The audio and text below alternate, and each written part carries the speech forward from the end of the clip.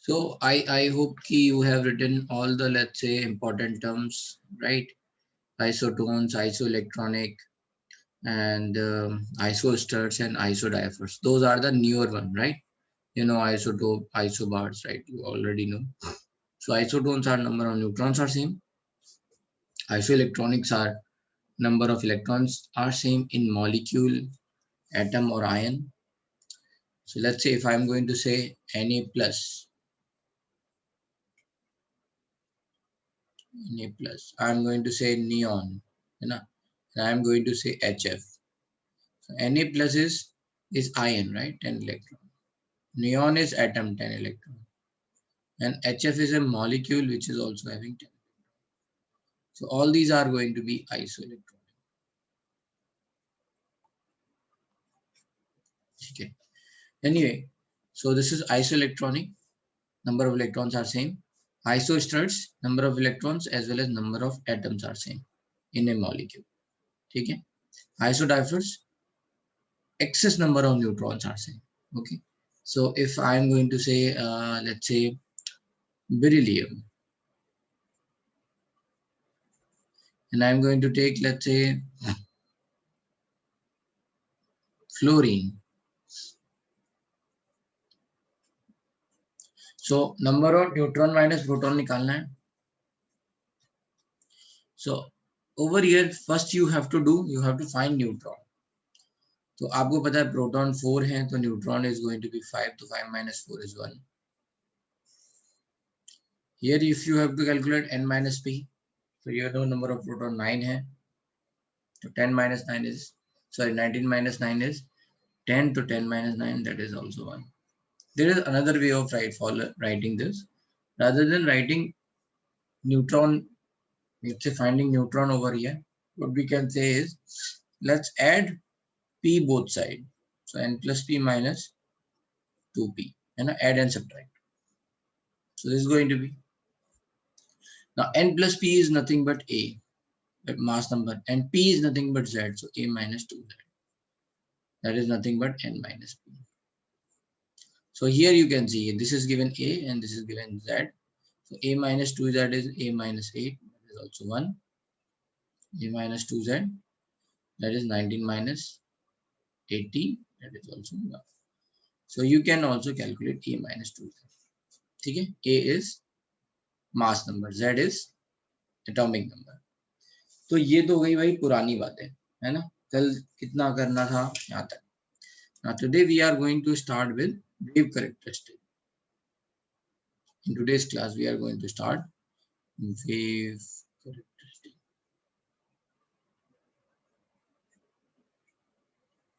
और कुछ important terms जो हमने देखा है.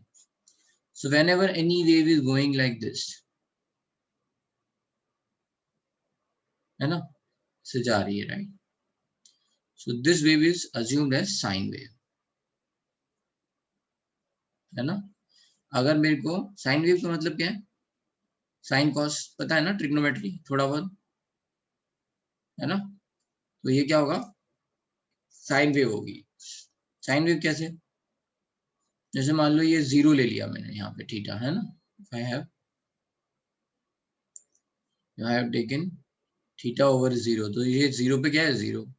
फिर ये ले लिया मैंने पाई बाय 2, फिर ये क्या ले लिया, पाई, फिर ये 3 pi by 2, right? Understand what, है ना? ये कैसे होगा, ऐसे. थोड़ा बड़ा बना लेते हैं, लेते हैं.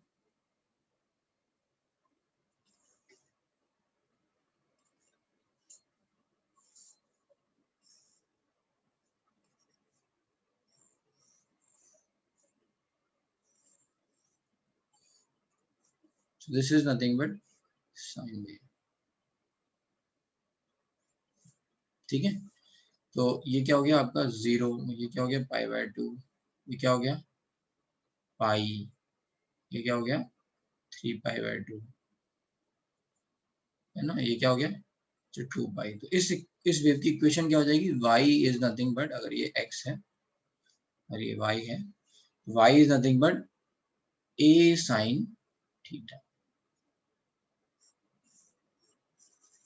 ठीक है, जैसे जैसे साइन थीटा की वैल्यू आ रही है वैसे वैसे ये एम्पलीट्यूड ए आ रहा है, ठीक है भाई, यस नो समझ में आया?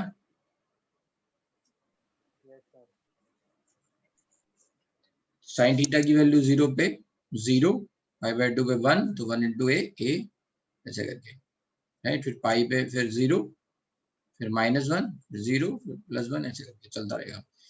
तो ये जनरल इक्वेशन है, मतलब a sin theta, it is sine wave, that's why we are saying this is sine wave। anyway, what are the important terms you can understand? This is called crest, यहाँ पे ये, so this is going to be called crest। थोड़ा सा छोटा बना देते हैं,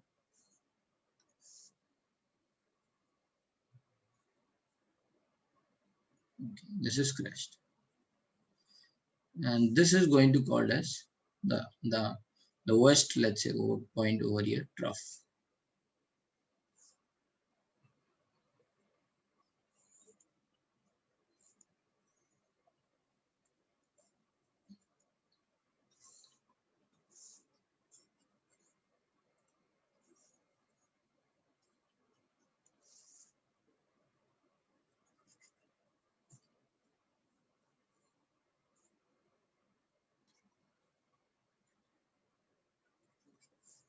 Now, the first term which we are going to understand, that is what is wavelength. So wavelength is nothing but distance between two consecutive crests or between two consecutive troughs।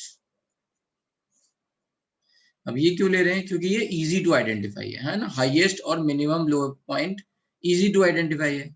ऐसे तो आप क्या कर सकते हो, वेवलेंथ आप इस point से इस पॉइंट की भी ले सकते हो, अगर अगर सेम मान लो हमें आइडेंटिफाई कर लें, है ना। तो यहाँ पे क्या हुआ, वेव साइकिल हो गई, या इस पॉइंट से इस पॉइंट की ले सकते हो, राइट, है ना, या इस पॉइंट से इस पॉइंट की ले सकते हो। कुल मिला के जहाँ पे एक साइकिल कंप्लीट हो जाए उसकी ले सकते हो। बट इजियर टू आइडेंटिफाई कौन से पॉइंट है, जहाँ पे एम्पलीट्यूड मैक्सिमम और मिनिमम है, इसीलिए बोल रहे हैं कि क्रेस्ट एंड ट्रफ्स। तो क्या हो गया, first we are going to understand that is wavelength, that is represented by lambda। क्या बोलते हैं इसको, लैम्डा।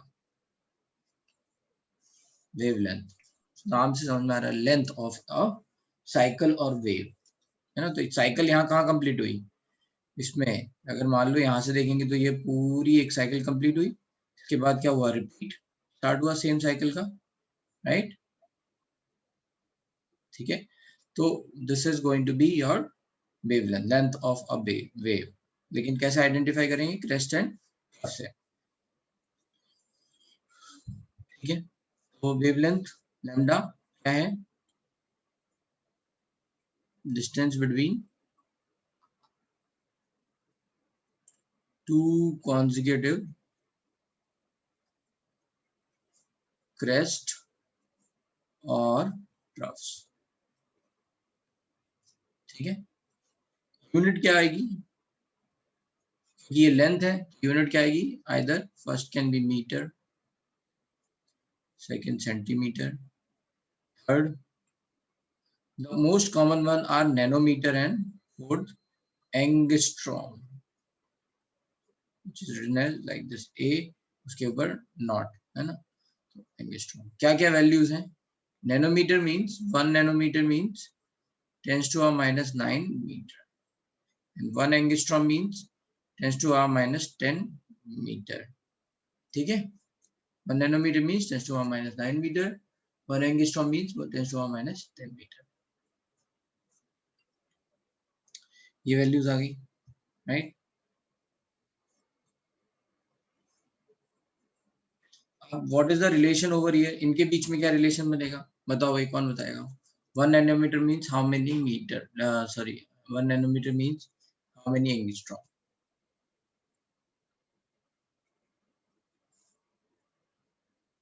10, सबको समझ में आ रहा है 10, भाई, है ना।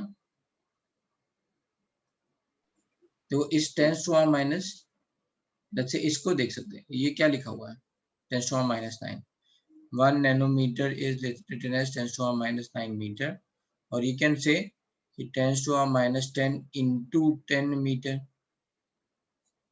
से लिख सकते हैं, ये 1, राइट, ठीक है। 10⁻⁻10 मीटर क्या हो गया, एंगस्ट्रॉम, क्या बचा 10 एंगस्ट्रॉम, ठीक है, 10 angstrom. 1 nanometre is nothing but 10 angstrom. समझ में आया भाई? Okay, you will remember this. तो ये तो हो गई वेवलेंथ। सेकंड जो इंपॉर्टेंट टर्म है दैट इज कॉल्ड, अच्छा जिनको लिखना है जल्दी से लिखो, है ना, we have less time, limited time.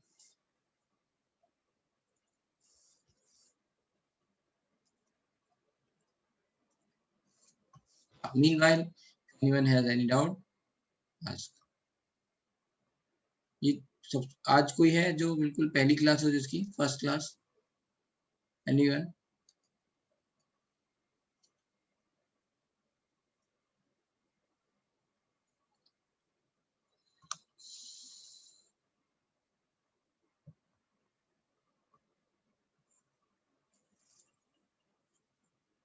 दीप, ये क्या, okay, Deep Shri, today is your first class. तो देखो भाई, जो फर्स्ट क्लास हम कर रहे हैं ना, उससे पहले हमने बस history of let's say atomic structure थोड़ा बहुत पढ़ा हुआ है कि भाई इलेक्ट्रॉन कैसे डिस्कवर हुए, राइट। तो कोई कॉन्सेप्ट वाइज बहुत कुछ नहीं है, एक आध बस पोटेंशियल एनर्जी का कॉन्सेप्ट पढ़ाया था, बस वही है। So if you have any doubt you can ask, ठीक है, ठीक है Deepshree.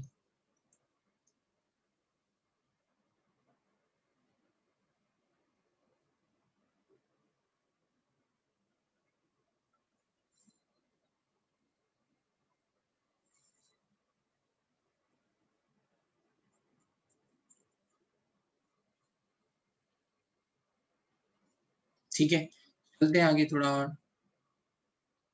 Right, done, okay.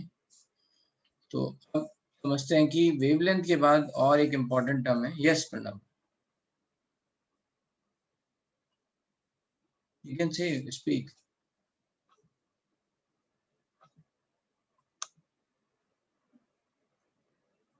No sir, गलती से हो गया था, सॉरी। अच्छा, okay, so next is called frequency, ठीक है, that is represented as new.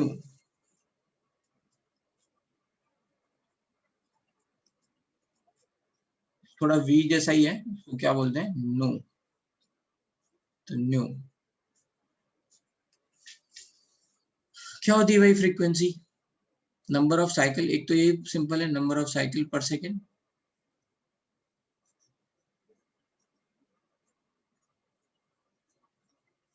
So let's say how many cycles are going to be completed in, अगर वेव कहीं पे मूव कर रही है, तो how many cycles are going to complete it in 1 second.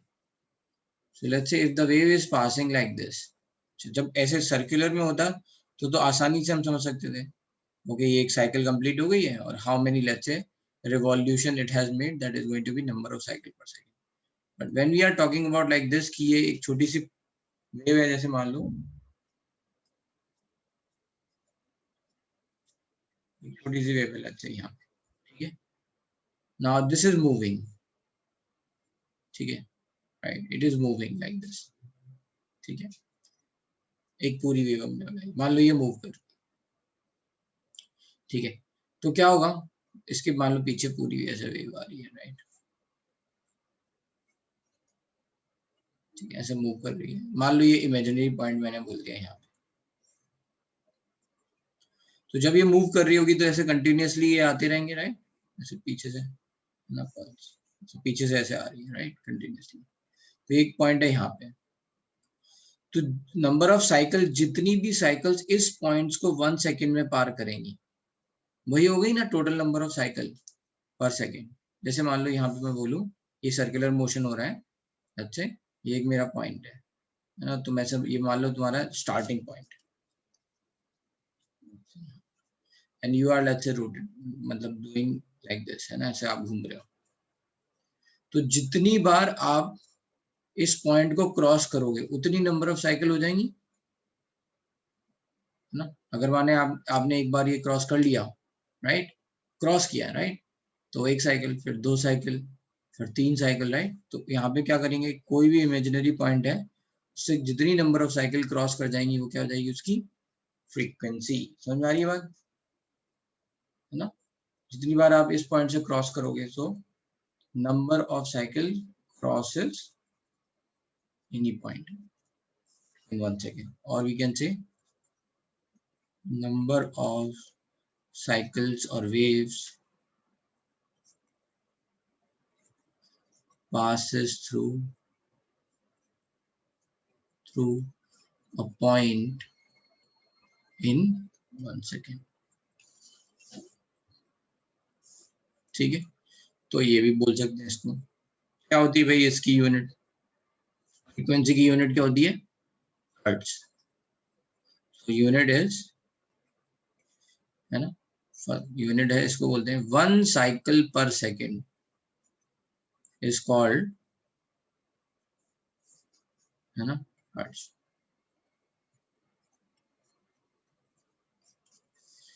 So number of cycle per unit time I should write, per unit time. तो अगर आप सेकंड लोगे तो नंबर ऑफ साइकिल पर सेकंड आ जाएगा। नंबर ऑफ को कभी कभी लोग मिनट में लेते हैं, जैसे राउंड पर मिनट, आरपीएम क्या है, बाइक और गाड़ी में देखते हैं ना आरपीएम, तो राउंड पर मिनट है वो आरपीएम, सेकंड हम लिख सकते हैं राउंड पर minute.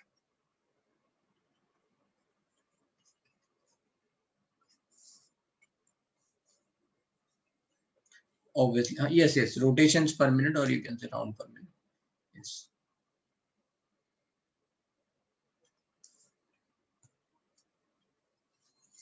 So rotations is I think the better term, right, rather than round, right?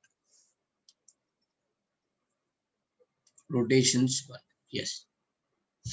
ठीक है, ये हो गई फ्रीक्वेंसी के बाद आ गया, फ्रीक्वेंसी के बाद बात करेंगे स्पीड की।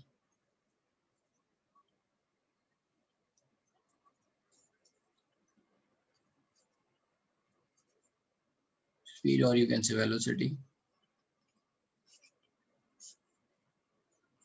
that is v,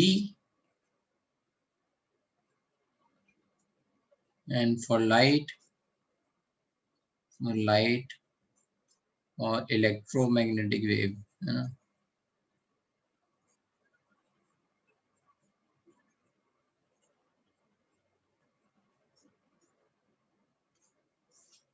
and for light it is c। ठीक है, क्या होता है भाई, c। so speed of light in space क्या होता है,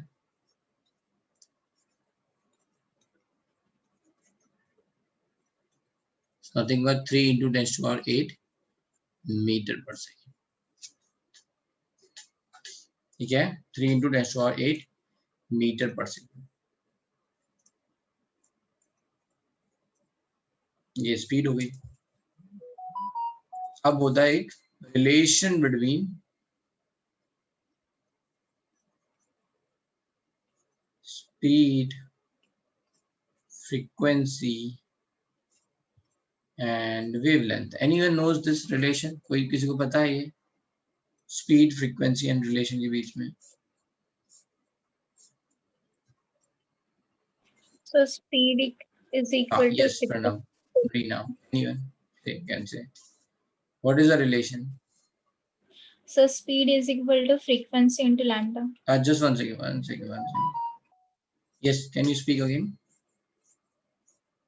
So I said speed is equal to frequency into lambda, like c is equal to f into lambda. C equals to, let's say over here we are writing nu into lambda, और nu equals to c by lambda। ठीक है, तो simple सी बात है, इससे आप देख सकते हो lambda is the length of a wave. ठीक है, and new is number of cycles और लेट्स से वेव्स पर सेकेंड। तो टोटल डिस्टेंस क्या हो जाएगी, राइट? टोटल डिस्टेंस क्या हो जाएगी, जितने नंबर ऑफ वेव्स हैं उनकी लेंथ पर second, that is going to be speed, right? So we can say this is very simple, फिर से मैं बोल दे रहा हूँ, speed is nothing but distance cover in 1 second, right? Distance covered in 1 second. What is the distance? So number of waves in 1 second into wavelength. Number of waves in 1 second is frequency into wavelength. ठीक है, तो ये याद रखना है. C equals to nu into lambda, or you can say nu equals to C by lambda. ठीक है, तो let's say if I am going to say find, example है, frequency of light having wavelength equals to 4000 angstrom. तो बताओ भाई जल्दी से क्या होगा frequency. Find frequency of light having wavelength equals to 4000 angstrom.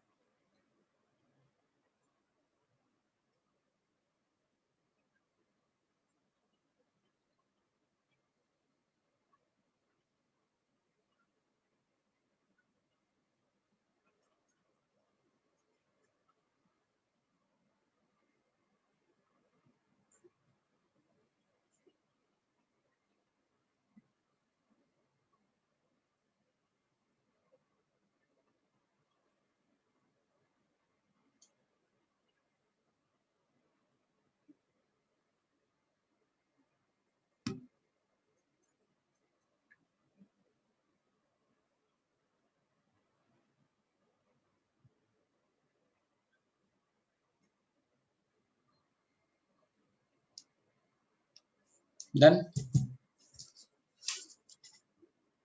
तो क्या हो जाएगी frequency anyone?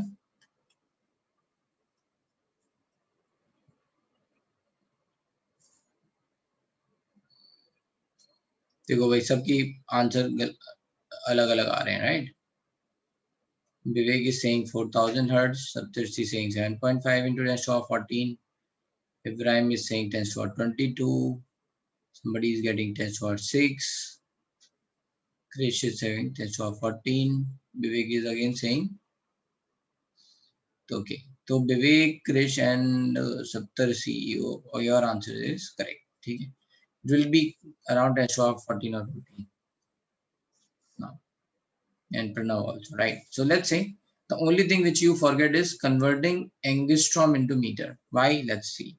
So over here we are going to check unit also. What is C unit? 3 into 10 to the power 8 meter per second, right? And what is this? Lambda 4000 angstrom. Can you cut this? ये दोनों तो एक साथ नहीं कर सकते ना, right? Cannot cut, right? ये angstrom है. So what we are going to do? Angstrom को किसमें कन्वर्ट करेंगे? मीटर में. कैसे? 10 to the power -10 metre. What is going to happen? ये ऊपर चला जाएगा.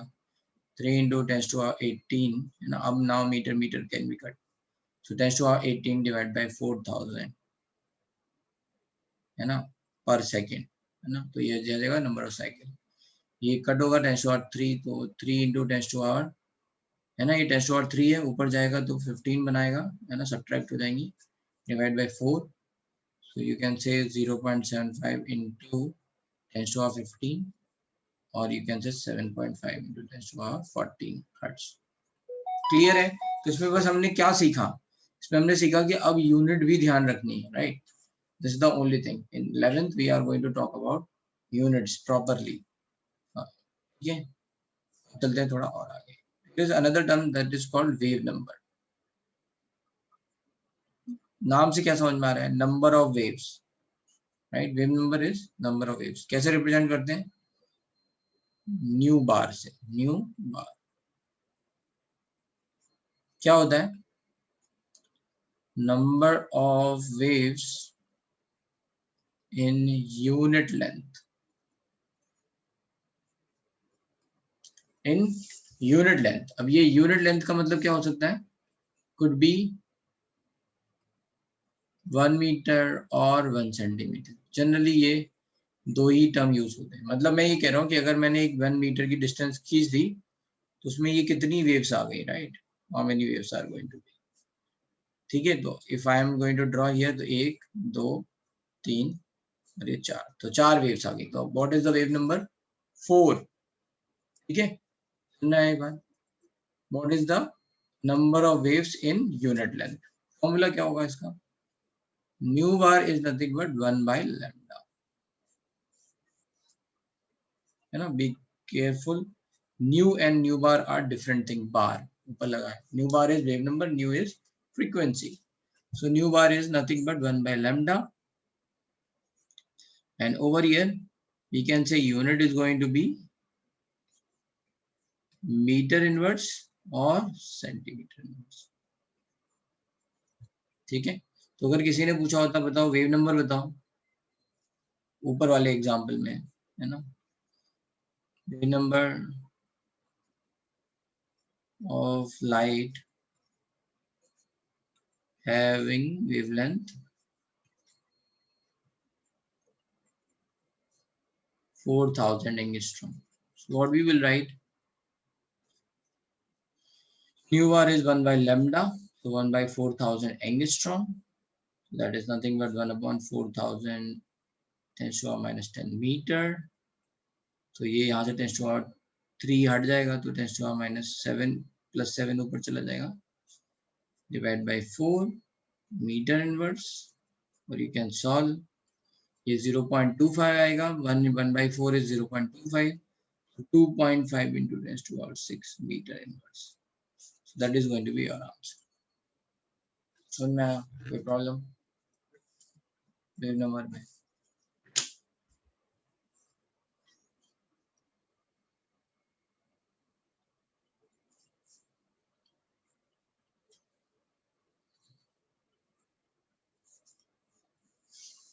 अगर मान लो ऑप्शन जो आपको दिए हैं उनमें मीटर इनवर्स की जगह सेंटीमीटर इनवर्स ऑप्शन दे रखे हैं, तो क्या करेंगे? लेट्स से, और we can write, we can say this meter inverse we have to convert into centimeter inverse. तो ये क्या लिखा हुआ है? 1 upon 2.5, sorry, it is written like this: 2.5 into 10 to the power 6 divided by meter. Divided by meter, or you can say divided by 1 meter, ऐसे. तो इसको क्या करेंगे? 1 मीटर को सेंटीमीटर में कन्वर्ट कर लेंगे. तो this is nothing but 2.5 into 10 to the power 6. 1 metre is nothing but 100 centimetre. बस ये answer. So that is nothing but 2.5 into 10 to the power 4 centimeter inverse. So we will convert it. So we answer.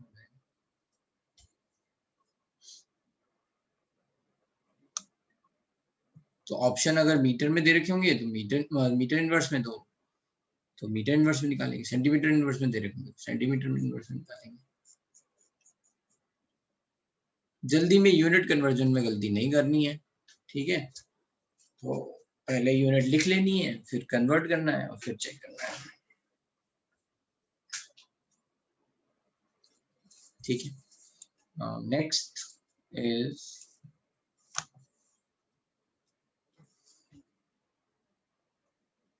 कोई दिक्कत, ये सब बहुत छोटे simple terms हैं. ठीक है, और हालांकि ये आपने पढ़े भी होंगे थोड़े बहुत. You are little bit familiar with. Amplitude क्या है? इसको ए से रिप्रेजेंट करते हैं, है ना. दैट इज मैक्सिमम डिस्टेंस, है ना, maximum distance from mean position. ठीक है, तो यहाँ पे देखो हो क्या रहा है. जैसे अगर मैंने एक रस्सी है, मान लो मैंने एक एंड पे रस्सी बांध दी और यहाँ मैं हाथ लेके ऐसे पकड़ा हुआ, right. Now I am generating the pulse like this, है ना. आप सब लोग ये काम कर सकते हो, है ना, घर पे बैठ के देख सकते हो. तो ये जो आपने पल्स जनरेट करना चालू किया, तो ये कैसे है ना, ऐसे मतलब ये पल्स ऐसे बनेगी, ठीक है। अगर थोड़ी और जनरेट तेजी तेजी की तो और थोड़ी बढ़ जाएगी, फिर ये आगे की तरफ जाएगी, right, it is going to move. तो इसमें क्या हो रहा है, रस्सी के जो पार्टिकल्स हैं, है ना, जो रोप है वही तो ऊपर नीचे जा रही है, तो उसमें रस्सी के जो भी पार्टिकल्स हैं ना, what is the maximum distances from the mean position, that is going to called as amplitude ना।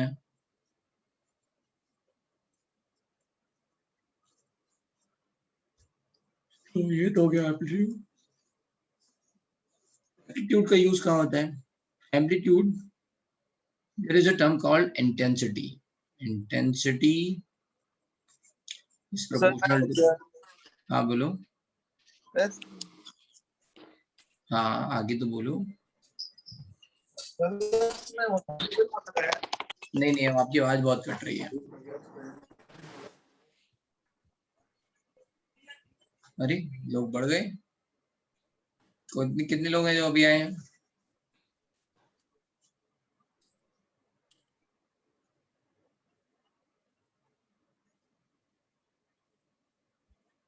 मौसमी बेटा, व्हाट यू वर सेइंग? आपकी आवाज आप मुझे चैट में लिख के भेजो अगर पॉसिबल है तो।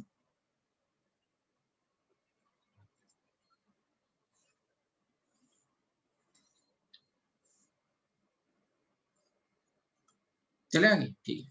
तो intensity is proportional to amplitude square, and what is intensity? Intensity is,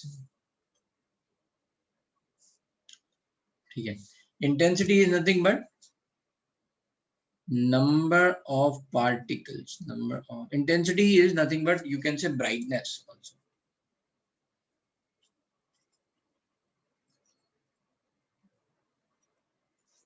brightness, that brightness is nothing but number of photons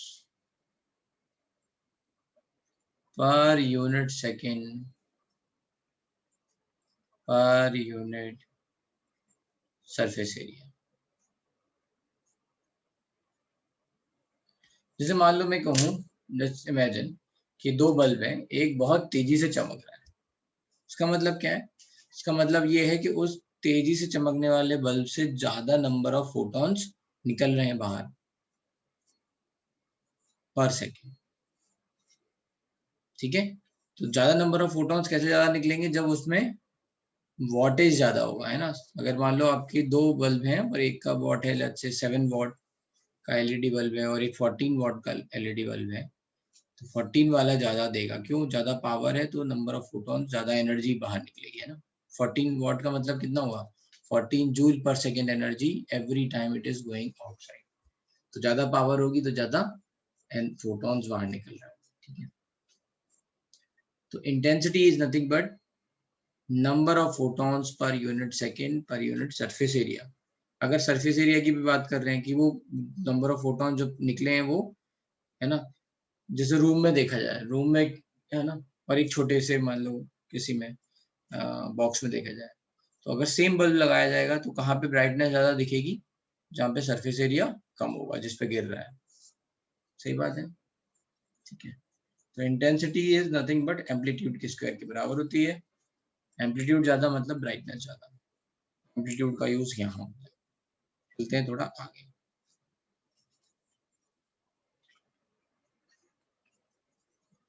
अब समझते हैं इलेक्ट्रोमैग्नेटिक रेडिएशन। ये कहाँ यूज होंगे वेव कैरेक्टरिस्टिक, तो यहाँ पे electromagnetic radiation, EMR in short. Electromagnetic radiation क्या है, जो आपकी लाइट है that is called electromagnetic radiation. होता क्या है इसमें, electric field vector and magnetic field vectors are perpendicular to each other.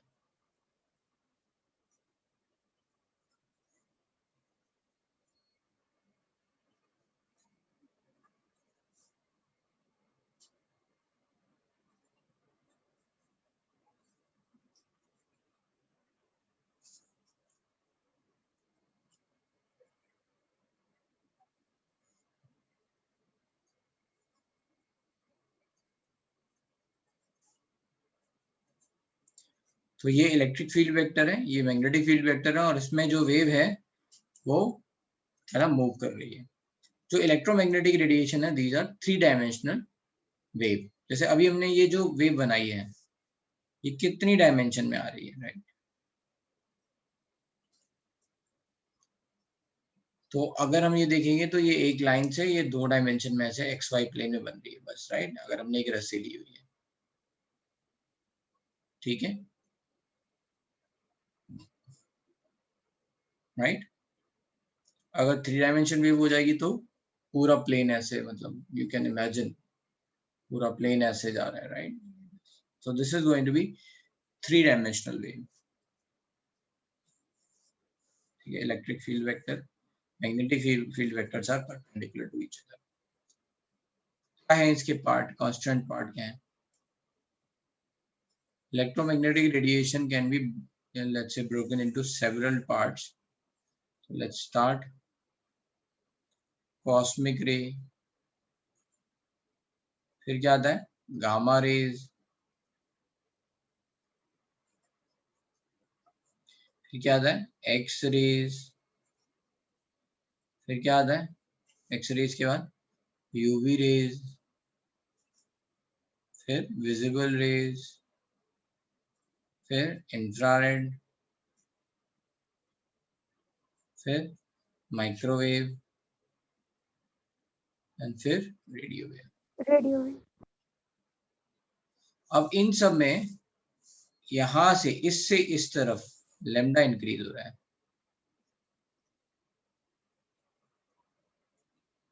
है ना, increases.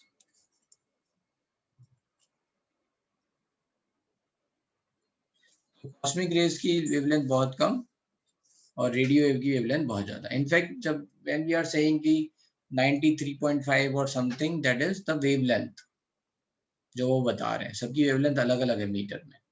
93.5 metre is the wavelength of that particular channel, so that is FM, ठीक है? और 100 से ऊपर चले जाते हैं तो वो एएम में आने लग जाते हैं,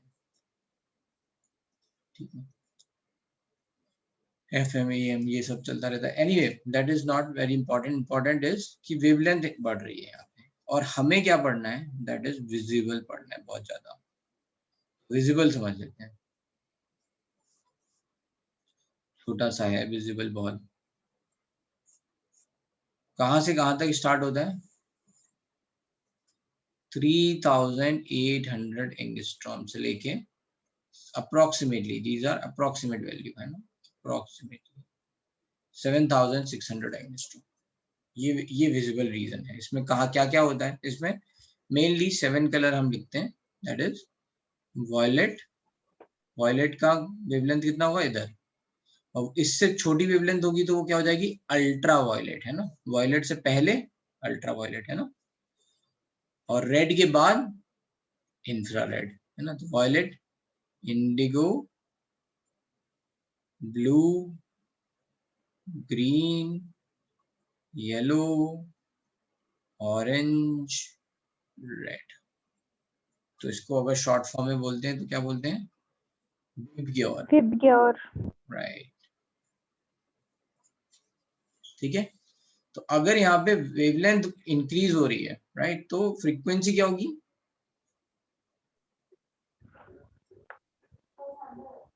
फ्रीक्वेंसी क्या होती है? Frequency is nothing but new is nothing but, अभी देखा तो सी बाय लैम्डा। अगर लैम्डा बढ़ेगा तो न्यू घटेगा, है ना, डिक्रीज।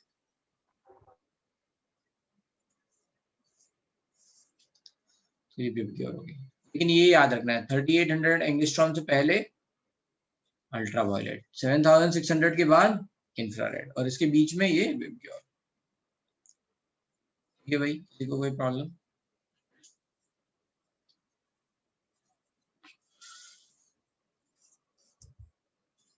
इसको लिख लो।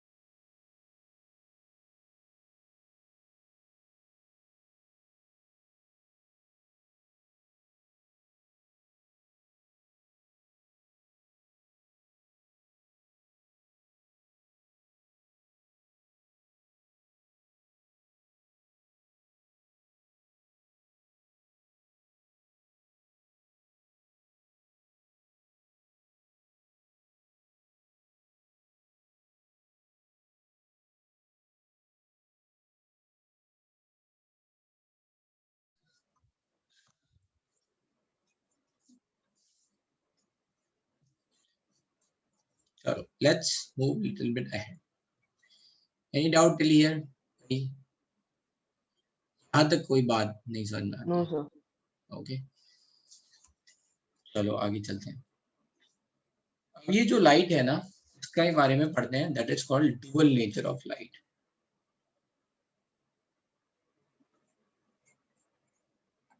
लाइट के दो नेचर हैं. कौन कौन से? First is called particle nature.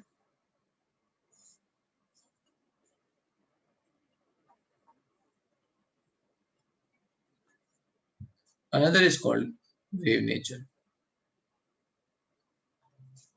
है ना? क्या है पार्टिकल नेचर? पार्टिकल नेचर का मतलब ये है when the energy is transmitting, the particle itself is carrying the energy, और जहां पे भी टकराएगा वहां एनर्जी दे देगा. ठीक है? जैसे मान लो मैंने एक बॉल ली, उस पे काइनेटिक एनर्जी थी उसे, है ना, मैकेनिकल काइनेटिक एनर्जी थी. Now this is travelling. तो जहां पे भी वो टकराएगी, है ना, वहां पे वो एनर्जी ट्रांसफर करेगी. है ना? आप अगर आपके लगेगी तो आपको एनर्जी ट्रांसफर हो जाएगी. तो वहां पे फिर आपको रेड रेड हो जाएगा, राइट? तो particle nature is nothing but the particle itself is carrying the energy in the form of kinetic energy. Movement हो रहा है और फिर वो जहां पे भी जा रही है तो वहां पे कोलाइड करके एनर्जी ट्रांसफर कर रही है. ठीक है? Particle nature. वेव नेचर में क्या हो रहा है? The particle itself is not carrying the energy, it is just shifting the energy to another particle. ठीक है? तो अगर मैं जैसे बात करूं, रस्सी वाली बात कर रहा था, तो जब मैंने मैकेनिकल एनर्जी दी, है ना, अपने हाथ से, जब मैंने एक पल्स यहाँ से छोड़ी, तो मैंने तो एनर्जी बस इस एंड को दी, और धीरे धीरे ये एनर्जी पास ऑन होते हुए, है ना, ये आगे चली गई. मतलब मैंने इतना दिया, मान लो एक पल्स दी, थोड़ी देर बाद ये यहाँ होगी, I have given only this pulse, तो ये थोड़ी देर बाद यहाँ होगी, फिर यहाँ होगी, फिर यहाँ होगी, लाइक दिस, ऐसे. उसका मतलब क्या है कि ये एनर्जी ट्रांसफर हो रही है वन एटम टू और one particle to another particle. ठीक है? वेव नेचर में समझ में आया? पार्टिकल नेचर में क्या हो रहा है? तो जैसे मैं बोल रहा हूँ तो यहाँ साउंड वेव बन रही है, तो जो भी यहाँ, जो भी एटमॉस्फेयर है, उसमें जो एयर और लेट्स से एयर के पार्टिकल्स हैं, those are carrying the energy and, है ना, उसको ट्रांसफर करते जा रहे हैं. तो एयर है तो साउंड मूव कर रही है. वैक्यूम होगा तो साउंड नहीं होगी, right? There is no medium, इसलिए. ठीक है? तो वेव नेचर का मतलब क्या है? वेव नेचर में we are going to say कि particles are shifting energy to one particle to another particle, and that's how it is going to happen. समझ में आ रही है बातें? कोई दिक्कत? Particle nature, wave nature. अभी इसका यूज कहाँ हो रहा है, right? Certain phenomena of light, है ना, right, certain events of light can only be explained by particle nature and certain events of light can only be explained by wave nature. है ना? कुछ ऐसी बातें हैं जहां पे हम कहेंगे कि लाइट जो है वो पार्टिकल की तरह बिहेव कर रही है, लाइट, और कुछ जगह हम बोलेंगे लाइट जो है वेव नेचर की तरह बिहेव कर रही है. अब लाइट है क्या? तो light mixing of these two nature है ना. एक ही टाइम पे लाइट पार्टिकल भी है, एक ही टाइम पे लाइट वेव भी है. ऐसा हम नहीं बोलेंगे कि यहाँ पार्टिकल है यहाँ वेव है. ठीक है? तो स्पेस में, है ना, स्पेस में लाइट कैसे मूव करती है भाई? वेव नेचर के हिसाब से तो, right, it is not going to move. Particle जो हम बोल रहे हैं, है ना, अच्छा, वेव भी बहुत अलग अलग तरह की होती है, right, there is a lot of waves. तो वहां पे उसकी particle wave nature duality, dual nature is going to be useful. तो पार्टिकल और वेव में वो कन्वर्ट होता रहता है, right? So that's why we are going to say कि वो पार्टिकल की तरह मूव कर रहा है, right? The energy is, it is carrying by particle. जो लाइट है वो पार्टिकल की तरह कैरी करती है. ठीक है? एनीवे, तो certain events of light can only be explained by particle nature and certain events of light can only be explained by wave nature. अब वो events कौन कौन से हैं?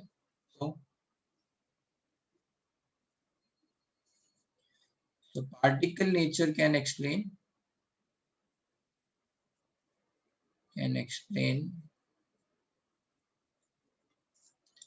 black body radiation,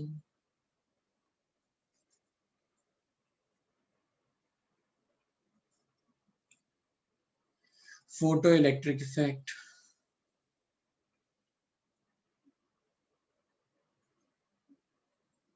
ठीक है, रिफ्लेक्शन एटसेट्रा, ठीक है, ये सब पार्टिकल नेचर से एक्सप्लेन हो सकता है। रिफ्लेक्शन का मतलब क्या है? पार्टिकल आया, कहीं टकराया, मुड़ गया, राइट। अगर आपने जिस एंगल से दिया उसी एंगल से वो अगर राइट इलास्टिक कोलिजन हो रहा है तो उसी एंगल से वो निकल जाएगा। तो ये सब पार्टिकल नेचर है। वेव नेचर कैन एक्सप्लेन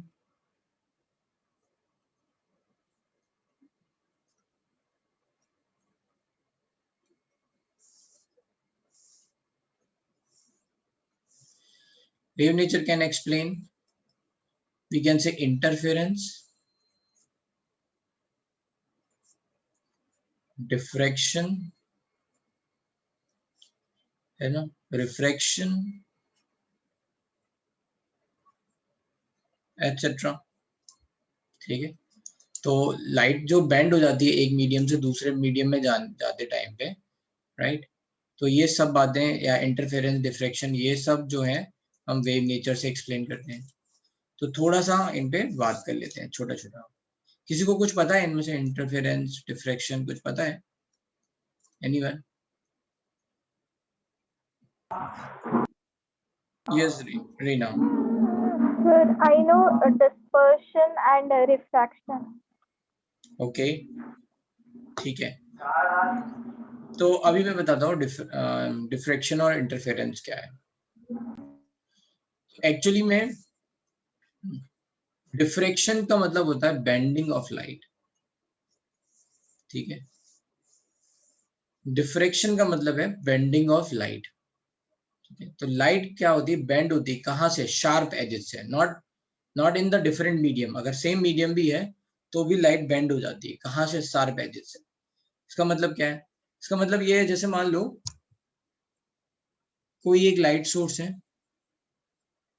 ठीक है, मान लो यहाँ पे लाइट सोर्स ऐसे ये है ना जल रहा है और ये एक वॉल है, ठीक है, ये एक पूरी वॉल है। अभी यहाँ क्या है? यहाँ पे कलर, यहाँ पे लाइट दिखेगी, बट इसमें अगर एक छेद हो जाएगा यहाँ से मान लो, तो ये क्या होगा? लाइट इधर भी आएगी, राइट, है ना, लाइट इधर हो जाएगी। क्यों हो गई? ये जहां पे भी ये छेद किया है हमने, है ना, होल है जहां पे भी, वहां के शार्प एजेस से लाइट बेंड होके फिर निकलेगी। समझ में आया? आपके हिसाब से रिफ्लेक्शन के हिसाब से क्या होना चाहिए था? लाइट यहाँ गिरती और ये से रिफ्लेक्ट हो जाती, बट ये क्या होगा? थोड़ा सा लाइट बेंड होगी यहाँ से, छोटा सा ही मान लो होल किया हुआ है, तो क्या होगी? लाइट बेंड होके दूसरी तरफ दिखाई देगी। तो एक तत्व तो ये हो गया, है ना। तो अगर टेढ़े मेढ़े रास्ते कहीं हैं और आप इधर से मान लो, ऐसा भी सोच सकते हैं, बहुत टेढ़ा मेढ़ा पाइप है ऐसे ऐसे, राइट, है ना, और इधर से आपने टॉर्च मार रखी है, राइट, तो ये लाइट आपको यहाँ दिखेगी, है ना। तो शार्प एजेस से नहीं, इसमें तो खैर रिफ्लेक्शन आप बोल दोगे, ये ज्यादा बेटर है। या फिर एक और एग्जांपल, जैसे मान लो वी आर गोइंग टू से इन डार्क फॉरेस्ट, जहाँ पे हम बहुत मतलब ऐसे घने जंगलों में जाएं, वहां पे क्या होता है? बहुत बड़े बड़े ट्रीज रहते हैं, राइट, ऊपर। तो अगर, और वो पूरा कवर कर लेते हैं, right, those are going to cover the whole, let's say, upper layer. तो अगर मान लो लाइट जो है वो अगर डिफ्रैक्ट नहीं हो रही होती, डिफ्रैक्शन नहीं हो रहा होता, तो सारी की सारी लाइट बस ऊपर वाले ट्री को मिलती, क्योंकि नीचे तक तो पहुंचती ही नहीं, है ना। नीचे कोई वेजिटेशन हो ही नहीं पाता in absence of light. But होता क्या है कि वो जो लीव्स होती हैं उनके शार्प एजेस से वो लाइट बेंड होके नीचे तक पहुंचती है, एंड इसीलिए वेजिटेशन नीचे भी होता है। इतनी बात क्लियर समझ में आ रही है? डिफ्रैक्शन, बेटर टर्म के लिए जैसे मैंने बोला था आपको फ्लोरेसेंस देखना, वैसे ही आप डिफ्रैक्शन के वीडियोस देखना, आपको समझ में आएगा, है ना। अलग अलग तरह के वो स्प्लिट वाले भी, डबल स्लिट एक्सपेरिमेंट वगैरह सब करके बताएंगे, 2-3 है तो होते हैं, राइट। ठीक है, तो उसका मतलब ये शार्प एज से लाइट कट जाती है और कटने के बाद फिर वो बेंड हो जाती है। एवरी, है ना, शार्प एजेस जो होंगे वहां से लाइट थोड़ा थोड़ा कट के फिर वो बेंड होने लग जाती है। What is interference? इंटरफेरेंस क्या होता है? तो इंटरफेरेंस हम देख सकते हैं, जैसे अगर हमने मान लो एक तालाब है, ऐसा पॉन्ड टाइप का है, राइट, उसमें आप ऐसे पत्थर मार रहे हो, राइट, क्या होगा, ऐसे वेव्स जनरेट होंगी, राइट, रिपल्स जनरेट होंगी, जैसे, है ना, वो आगे की तरफ मूव होने लग जाएंगी। मान लो तुम्हारा एक फ्रेंड और है, वो इधर से एक और ऐसे पत्थर फेंक रहा है साइमल्टेनियसली, तो इधर से भी होंगी, क्या होगा अब यहाँ पे जब ये एक दूसरे से टकराएंगी तो what will happen? Cancelling out each other, एक दूसरे को खत्म करेंगी, है ना। या फिर एक मान लो एक दोस्त ने इधर से रस्सी को इधर से वो दिया, पल्स दिया, दूसरे ने इधर से दिया, ये जब दोनों आपस में मिलेंगी तो क्या करेंगी? कैंसिल कर देंगी। देखा है ना ऐसा? yes no will be sufficient, can you relate this point, है ना।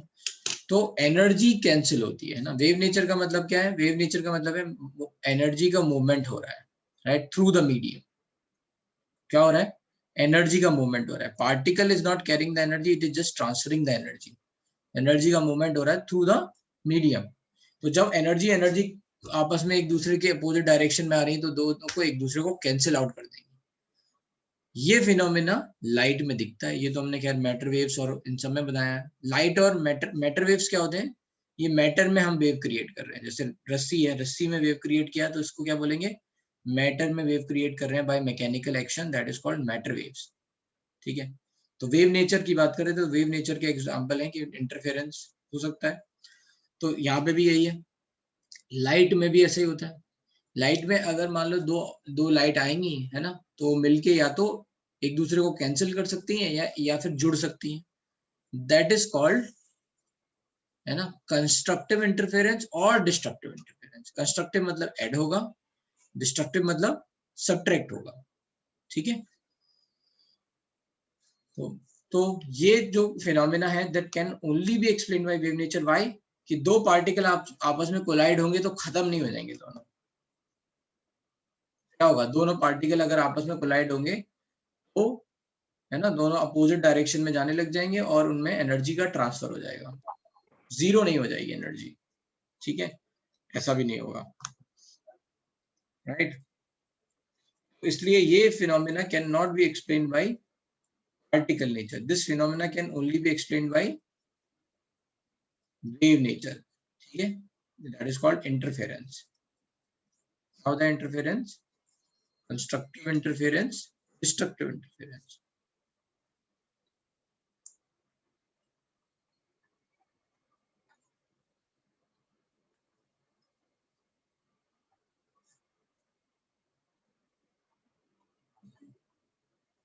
ठीक है, ये सब फिजिक्स में पढ़ाया जाएगा पूरा पूरा।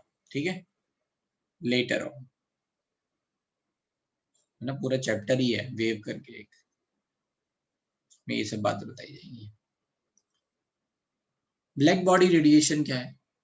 Every body, every metal absorbs energy. Every metal जो भी है ना, सारे मेटल्स एब्जॉर्ब करते हैं एनर्जी और फिर उसके बाद क्या करते हैं? एब्जॉर्ब करने के बाद इमिट करते हैं energy. So we are saying कि every matter is going to absorb the energy and then it is going to emit the energy. ठीक है, that is called body radiation. Every matter at any temperature. जैसे एक बात समझते हैं, अगर मान लो एक लोहे की रॉड लें और उसको गर्म करना चालू करें, ठीक है, तो क्या होगा? सबसे पहले वो धीरे धीरे जब गर्म होगी तो रेड होने लग जाएगी। ठीक है, that is going to, that's a that is going to be more like red. और ज्यादा उसको गर्म करते जाएंगे और, है ना, तो व्हाइट व्हाइट दिखने लग जाएगी, व्हाइट की तरफ जाने लग जाएगी। ठीक है, और उसको अगर हीट करेंगे तो ब्लू की तरफ जाने लग जाएगी। ठीक है, किसी तरफ जाने लग जाएगी? ब्लू, थोड़ा ब्लूइश आने लग जाएगा। राइट, बहुत ज्यादा हीट पे। तो हो क्या रहा है, यहाँ पे कलर चेंज हो रहे हैं, मतलब उससे जो निकलने वाला रेडिएशन है या वेवलेंथ है वो चेंज होती जा रही है। रेड होता तो अलग हो रहा है, ठीक है, फिर वो येलो की तरफ गया, येलो से फिर वो ब्लू की तरफ चला गया। मेरी बात, ये बात समझ में आ रही है? टेम्परेचर बढ़ा रहे हैं तो, है ना, रेड पहले रेड दिखता है, फिर और उसको करेंगे तो, है ना, येलोइश दिखेगा, है ना, एंड देन फिर वो ब्लू की तरफ जाएगा। तो इसका मतलब क्या है, एक particular temperature, this is emitting that rod is emitting a different type of wavelengths। पहले उसने एनर्जी एब्जॉर्ब की, उसके खुद के पार्टिकल हीट अप हुए और फिर वो क्या कर रहा है, एनर्जी रिलीज कर रहा है। That is called body radiation. और if we are going to talk about black body तो उसके हिसाब से ब्लैक बॉडी रेडिएशन, ठीक है। तो every body and every matter is going to absorb some energy and going to emit some energy, and the energy emitted is in the form of particles. It is in the form of, not in the waves, it is in the forms of particle, मतलब particle के form में होती है ये energy, ठीक है। Photo electric effect क्या होता है? Photo electric effect, photo electric effect होता है किसी भी मेटल पे अगर हमने जैसे लाइट डाली तो उनमें कुछ ऐसे मेटल्स हैं जिनमें बहुत आसानी से इलेक्ट्रॉन निकल जाता है।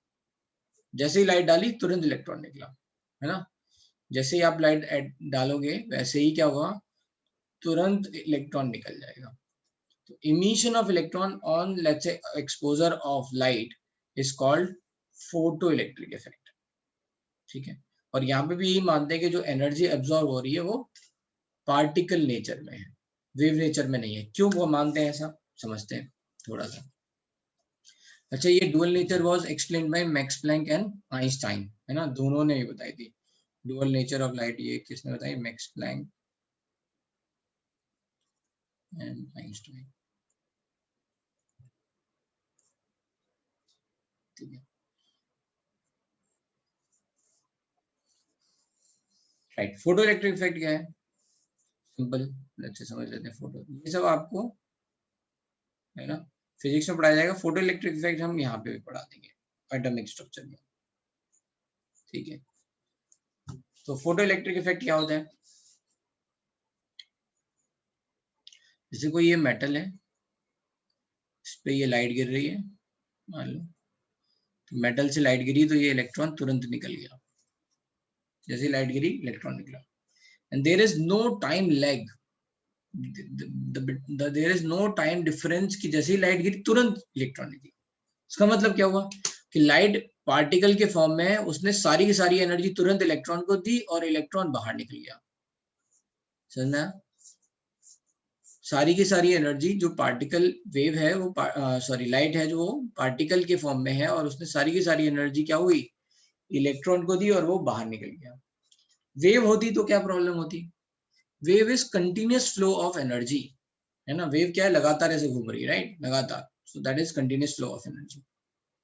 तो मान लो मैंने बोला कि मुझे 10 जूल एनर्जी चाहिए, तो पार्टिकल ने क्या हुआ, एक साथ 10 जूल दिया, मान लो इलेक्ट्रॉन बाहर निकल गया। अगर एक साथ 10 जूल नहीं देगा तो इलेक्ट्रॉन नहीं निकलेगा, ठीक है। इमीडिएट होगा जो भी होगा, निकलेगा नहीं निकलेगा दैट डिपेंड्स ऑन कितनी एनर्जी दी। 10 जूल दी तुरंत निकल गया, मान लो हमने बहुत कम दी नहीं निकला। वेव के साथ क्या है? Wave is continuous flow of energy. मान लो मैंने बोला 1 जूल पर सेकंड के हिसाब से ये जा रही है एनर्जी, तो क्या होगा, 10 जूल एनर्जी कब रीच हो जाएगी? 10 सेकंड बाद रीच हो जाएगी। तो आप सोचोगे कि 10 सेकंड बाद तो इलेक्ट्रॉन निकलना चाहिए था। मान लो पहले सेकंड 1 जूल गई, फिर दूसरे सेकंड 1 जूल गई, फिर तीसरे सेकंड 1 जूल, तो 10 सेकंड बाद इलेक्ट्रॉन निकलना चाहिए था। बट यहाँ पे क्या हुआ, या तो इलेक्ट्रॉन निकलेगा या नहीं निकलेगा, बट होगा जो भी वो इमीडिएटली होगा। So that can not be explain by that time, there is no time lag. जैसे ही लाइट गिरी वैसे ही इलेक्ट्रॉन निकला, ठीक है। ऐसे ही होता है ना, जितने भी फोटो सेंसिटिव डिवाइसेज हैं, जैसे आप किसी गेट के सामने खड़े हुए हैं, ऐसा नहीं होता ना आपको देख के आराम से 10 सेकंड में वो गेट खोल रहा है, राइट, कि भाई चलो अब कोई आ गया क्या होता है, जैसे आप खड़े हो गए तुरंत, राइट, ठीक है, वो गेट खुलने लग जाएगा, राइट। तो this is what I am saying कि there is no time lag, and this time lag जो नहीं है उसको कौन कौन एक्सप्लेन कर सकता है? ओनली द पार्टिकल नेचर, केवल पार्टिकल नेचर से ये एक्सप्लेन हो सकता है। इतनी बात समझ में आई? चारों टर्म्स थोड़े थोड़े आइडिया दिया है मैंने, better understanding you can search. Photo electric effect में पढ़ाऊंगा आगे, थोड़ा इनफैक्ट ब्लैक बॉडी रेडिएशन के बारे में बताऊंगा, ठीक है। इंटरफेरेंस और डिफ्रेक्शन इज नॉट अभी जरूरत है, ठीक है भाई। Yes no any problem?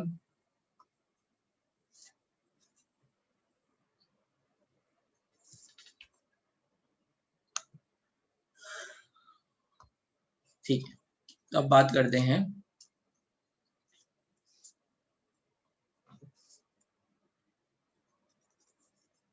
Planks quantum theory.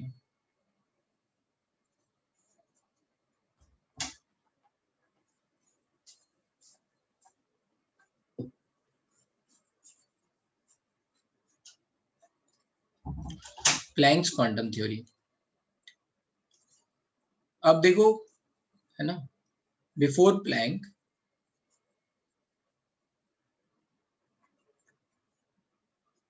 तो मैं थोड़ा बैकग्राउंड दे देता हूँ।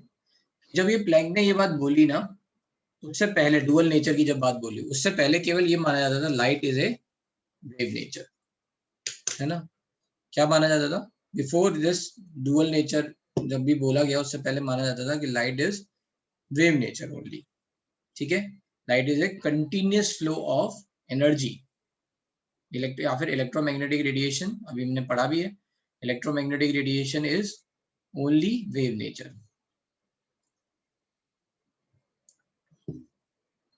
कंटिन्यूअस फ्लो ऑफ एनर्जी है। तो प्लैंक क्या दे, प्लैंक ने बोला नहीं, उसमें पार्टिकल नेचर भी है, that means it is a discontinuous flow of energy, है ना। सो according to Planck,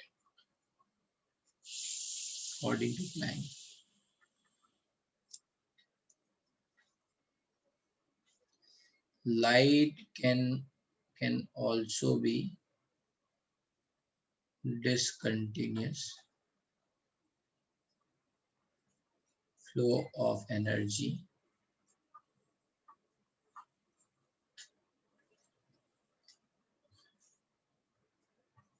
which can be expressed as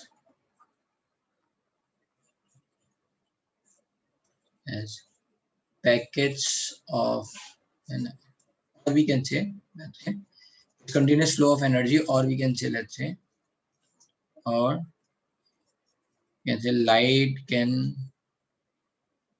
also be expressed as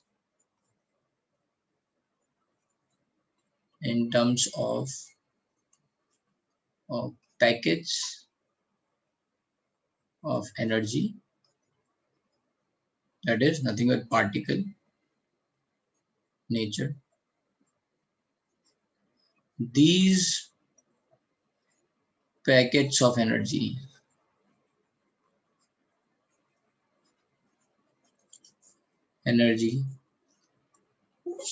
are called quanta, or photon. Photon is the term that is used for light. Okay. These packets of energies are called quanta or photon. तो इन्होंने बोला कि जो light है वो discontinuous flow of energy है, और you can say this discontinuous flow of energy का मतलब है these are moving in terms of packets, है ना। Light is moving in terms of packets of energy, and these packets of energies are called photon.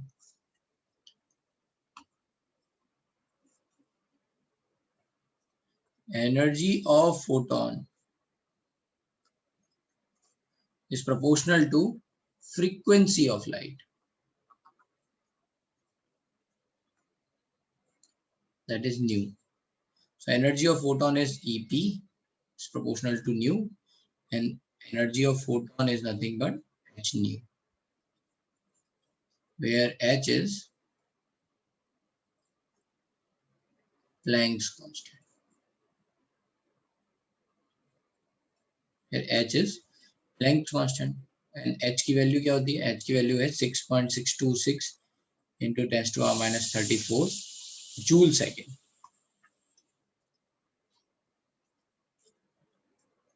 Standard में ये value है 6.626 into 10⁻34 joule second, which we can also take as 6.63 into 10⁻34.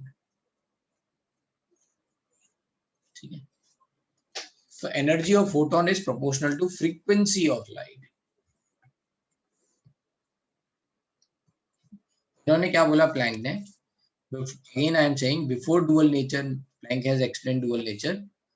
It was only assumed that light is a wave nature. Light is showing wave nature. ये जब बात आई कि light can also show particle nature, तो फिर उन्होंने बोला कि वो पार्टिकल नेचर है तो उसकी एनर्जी कैसे एक्सप्रेस करेंगे? तो energy of photon is nothing but h nu. ठीक है, where nu is the frequency of light. तो ये सिंपल सी बात है, जिसकी फ्रीक्वेंसी ज्यादा होगी उसकी एनर्जी ज्यादा होगी। तो बताओ एक्सरे और इंफ्रारेड में किसकी एनर्जी ज्यादा होगी? एक्सरे की। एक्सरे की वेवलेंथ क्या है? कम। फ्रीक्वेंसी क्या है? ज्यादा, है ना। वेवलेंथ कम तो फ्रीक्वेंसी ज्यादा, फ्रीक्वेंसी ज्यादा तो एनर्जी ज्यादा। ठीक है, तो X-rays are called high energy X-ray, let's say waves. ठीक है, energy of photon is like this. Any doubt till here? Now what is the total energy? इसको और क्या लिख सकते हैं? Energy of photon can also be written as h nu, that is also hc by lambda, or you can say hc nu bar.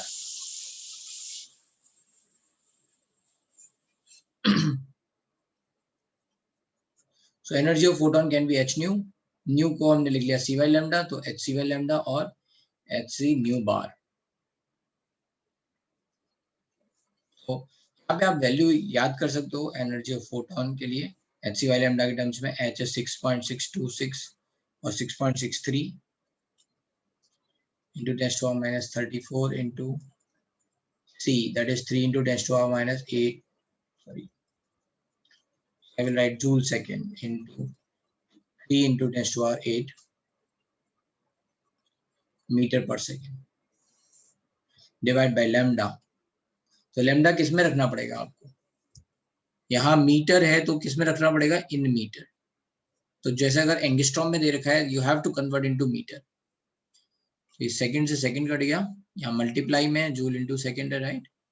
So that's it. And ये division में है तो सेकंड से सेकंड कट गया, metre से metre cut जाएगा यहाँ पे लैम्डा में, राइट। तो बचेगा क्या? Joule, which is nothing but, इसको मल्टीप्लाई कर लेते हैं 19.89 into 10⁻26 divide by lambda in metre joule. ये आ गई आपकी एनर्जी ऑफ फोटोन आसानी से। ठीक है, अब हमें ये बात बताएं, एक और तरीका हम लिख सकते हैं, rather than writing all the time in joule, let's say we can write in smaller units, electron volt में भी लिख सकते हैं। तो एनर्जी ऑफ फोटोन क्या हो गई? 6.63 into 10⁻34 जूल है। जूल को इलेक्ट्रॉन वोल्ट में कन्वर्ट करेंगे तो क्या हो जाएगा? 1 joule is equal to how many electron volt? 1 electron volt is 1.6 into 10⁻19 joule, right? So 1 joule is equals to 1 electron volt divided by 1.6 into 10⁻19, right? तो यहाँ पे जूल की जगह क्या लिख देंगे हम? Electron volt divide by 1.6 into 10⁻19, ये इलेक्ट्रॉन वोल्ट में है, इंटू वेलोसिटी ऑफ लाइट क्या है? 3 into 10⁸।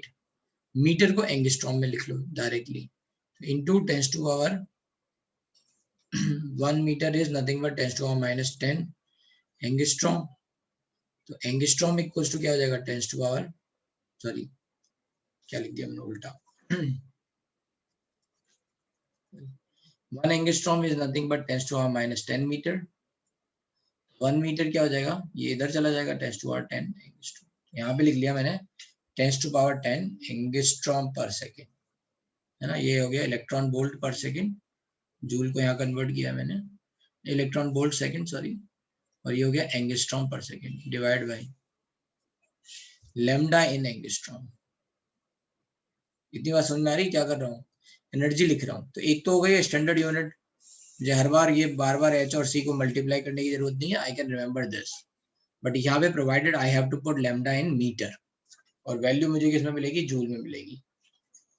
ठीक है, दूसरा है कि अगर मैं, क्योंकि जनरली क्वेश्चन में लैम्डा एंगस्ट्रॉम में दे रखा होता है, so let's say I have converted everything in angstrom, तो एंगस्ट्रॉम से एंगस्ट्रॉम कट गया, ये सेकंड से सेकंड कट गया, अब इलेक्ट्रॉन वोल्ट में मिलेगा आंसर क्या होगा।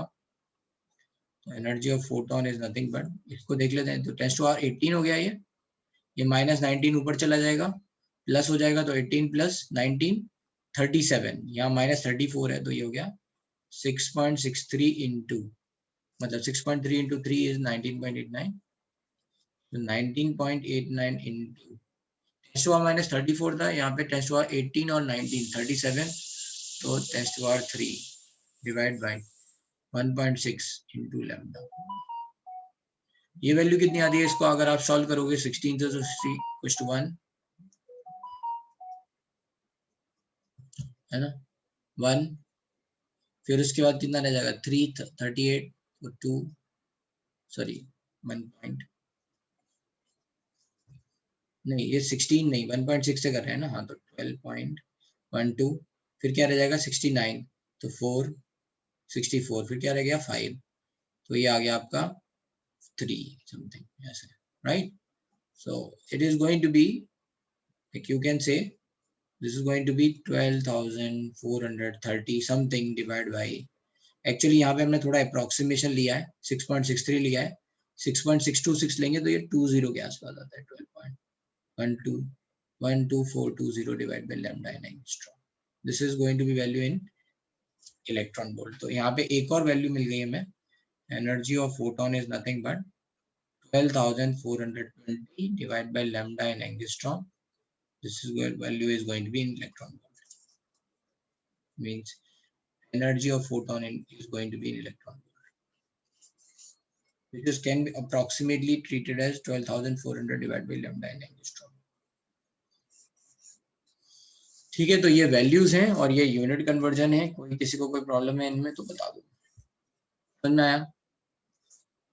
ठीक है, फिर से समझ लेते हैं क्या किया, एच और सी की सिंपल वैल्यू रख दी, ठीक है, तो और यहाँ पे ये बात ध्यान रखना पड़ेगा, ये मीटर है तो लैम्डा मीटर में आएगा, राइट, तो ये एक फॉर्मूला बन गया।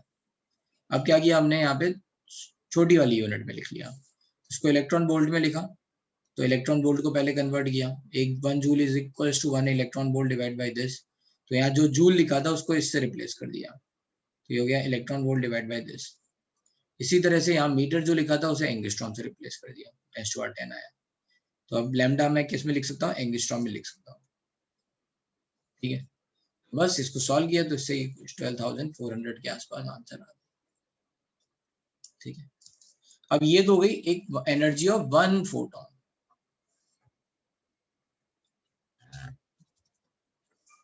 Energy of 1 photon. अब अगर हमें टोटल एनर्जी निकालनी हो तो क्या होगा,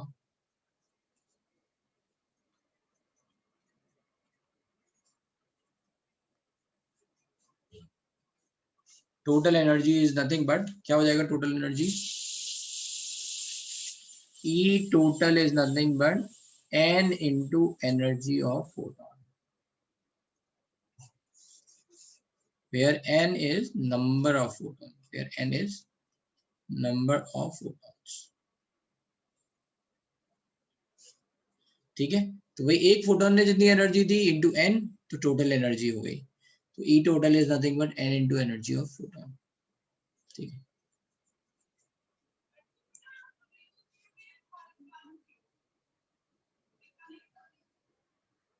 ये इसमें किसी को कोई डाउट, ठीक है, तो आज अपन जो है ना यहीं तक करेंगे, that is Planck's quantum theory हमने बस सीख लिया है, इसके क्वेश्चंस जो हैं मेनली जो कॉन्सेप्ट न्यूमेरिकल कैसे अप्लाई करना है वो हम नेक्स्ट क्लास में, ठीक है।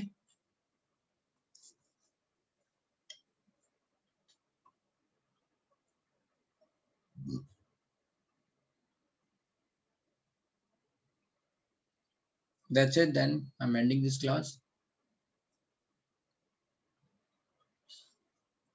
Thank you, sir. Bye, sir. Thank you. Bye bye. Bye, sir. Bye, sir. Thank you. Bye beta. Bye. Thank you. Bye. Thank you Vivek. Okay, chalo bye.